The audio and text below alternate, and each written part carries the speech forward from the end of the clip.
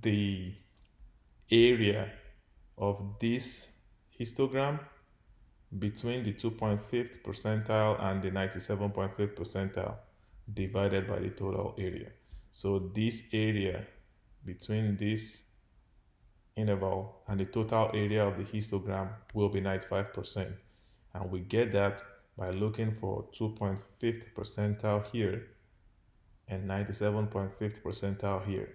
So there will be 2.5% of the data outside of this vertical line, 2.5 outside of the left vertical line, so that you can sum up those two and you have 5%. Everything else is the 95%. So there is 95% chance that the true winning percent of Nick Saban will lie within this interval.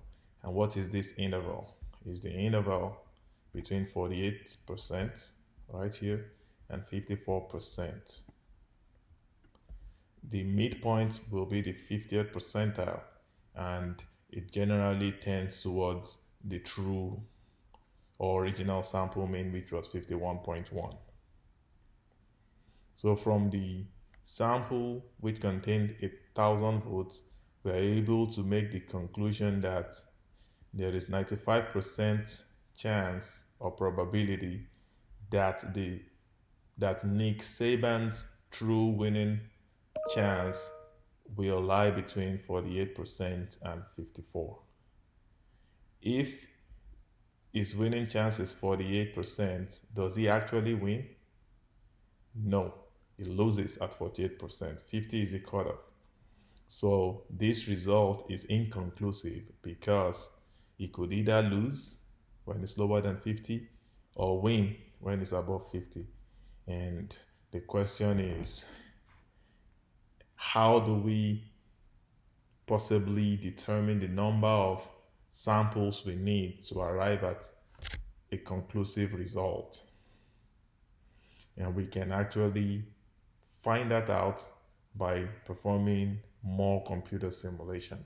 So the previous computer simulation was for 1,000 votes, and that was right here. So we can do computer simulation for 10,000 instead and see what the range in the winning percentage will be. And that's the focus in the next section. So we create a function called sampling distribution, takes in a win percentage. By default is 1,000, but we can change this, and this is actually what we will change to generate several more samples. So this will be equal to the number of realizations we want, but this is the number of votes in each realization. So we're going to keep that at 1,000, just like the original poll, but we ask for more realizations. We can do 10,000 or more. So that's the function there. We have another function called quantiles, and this basically gives us the result we were able to obtain graphically here. So you don't have to plot this graph to obtain this interval. You can just use this quantile function which we provide, and it basically calls this function with any given number of samples. It creates a data frame similar to this. Then we're going to grab the quantile using the quantile function from a data frame. So the quantile function from a data frame, which is coming from pandas, is different from the quantiles function we defined, right? This is def, so this is our function. It's called user defined functions. This is defined by those who programmed pandas. So it's going to give you the data at 2.5 percentile and also give you the data at 97.5 percentile.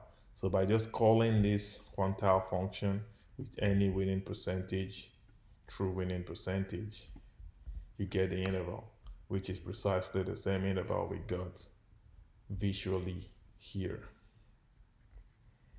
So just another way to get the same thing, but we're going to use these functions in the next section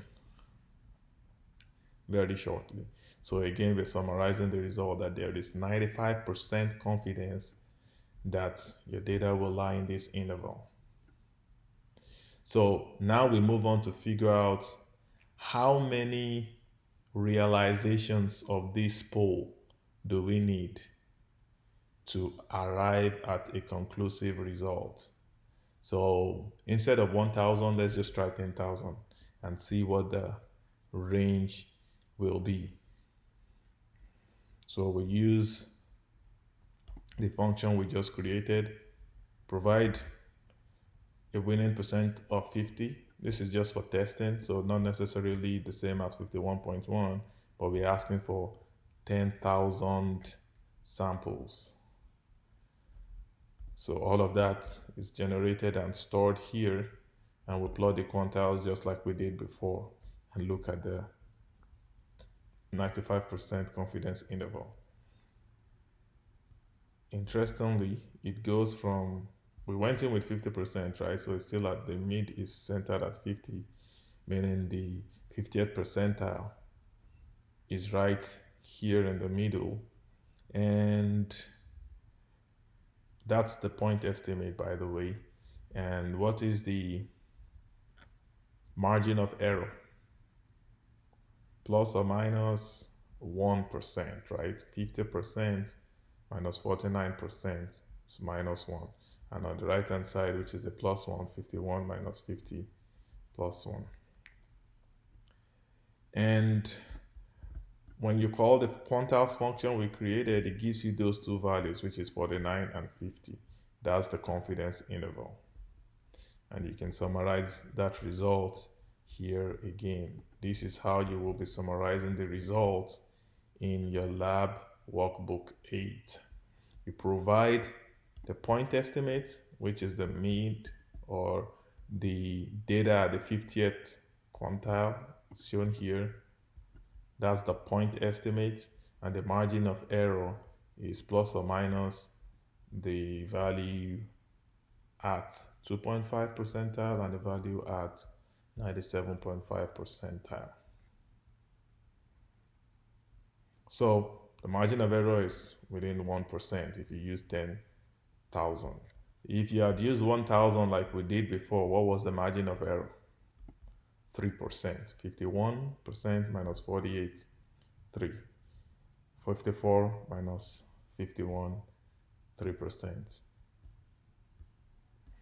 So what we're going to do next is to use a larger sample. So we actually have another poll, which is poll-larger.csv.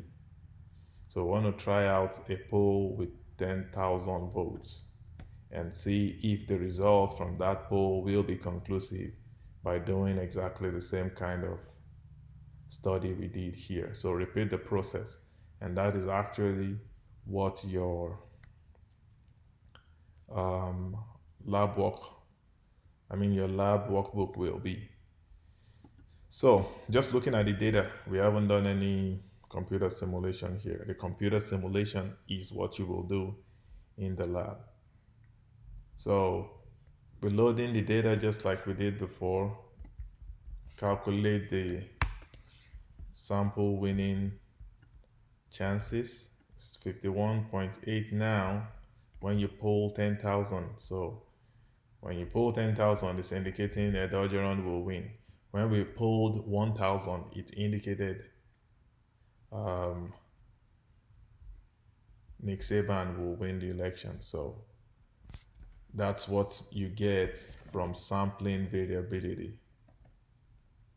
Your sample may not be representative of the population, which is why we are learning about how to use computer simulation and later bootstrapping to evaluate the confidence in the results you obtain from any sample size which may not be representative of the entire population.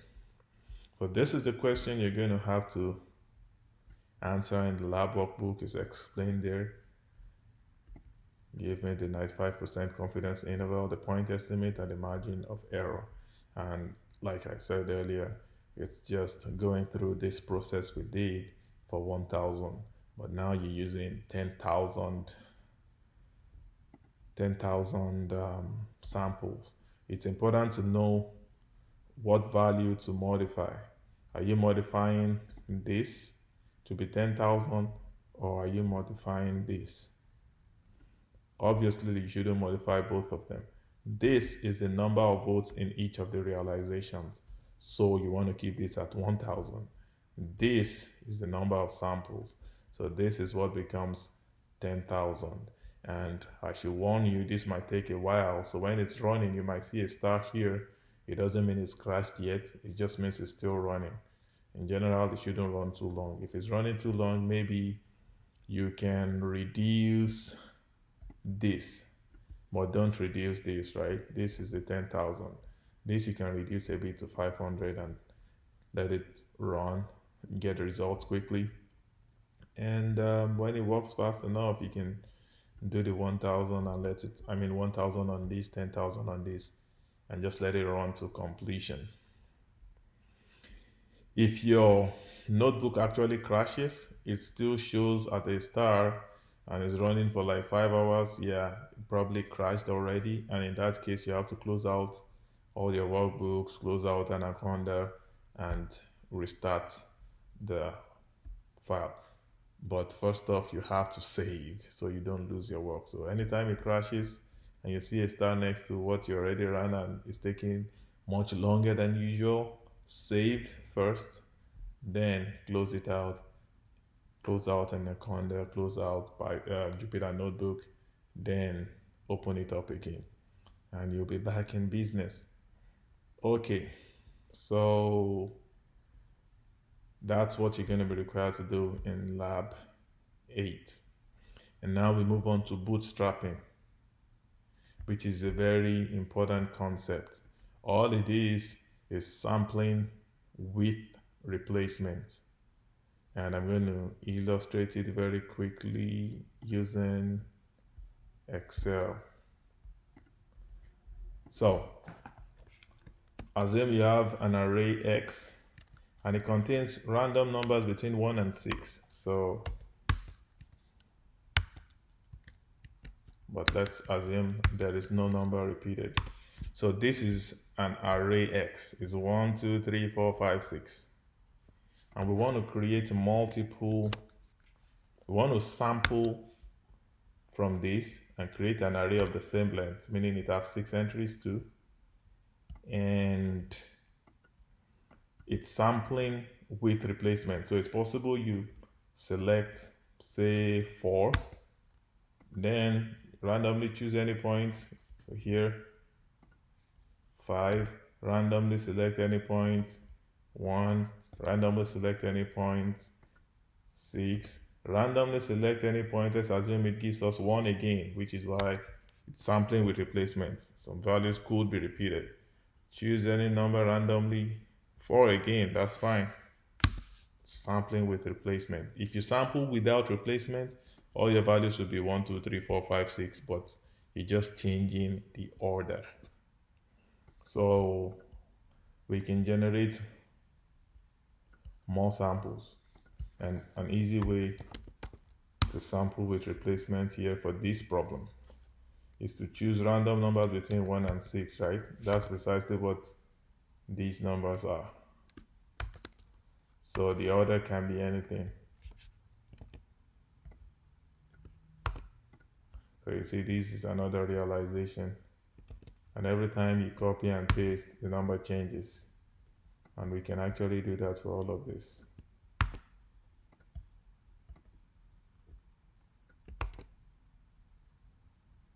So now, this is the kind of result you get from bootstrapping. You've created 10 samples with replacement from this sample. And you can calculate the mean of each of these, which is what we do in bootstrapping. You'll see that when I turn back Yeah, I should have increased this size a bit. Yeah, and these are the means of each of the bootstrapped samples. So these right here, the X1 through X10, these are the bootstrapped samples. These are the bootstrap samples. This is one bootstrap sample. This is another bootstrap sample.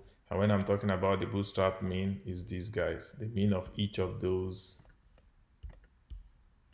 samples. And you see it's different from the mean of the original sample. The mean of the original sample is 3.5.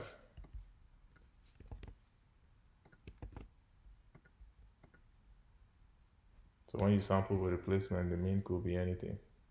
So the mean is changing. And these are the means we grab and then do a histogram on. So with that, I'll turn back to this spreadsheet, sorry, this notebook. And we're going to be looking at midterm part 1 results from last semester. The 36 students were in the class. You don't see who got what score, but you can see the average. So if I run this data is also already provided on your GitHub page for this course. You get the head, 28, 48 is a number between 0 and 50, right? 50 is the highest score you can get on part 1 of the midterm. So these are some of the grades, the first 5. Histogram of the grades. It looks weird, right? And this is not symmetric, so it's not like a normal distribution. If you get the mean of these, would you think that would be the mean if all students in LSU took this course? Maybe not. That's what we're trying to find out. Is this sample of 36 representative of an average second year student at LSU?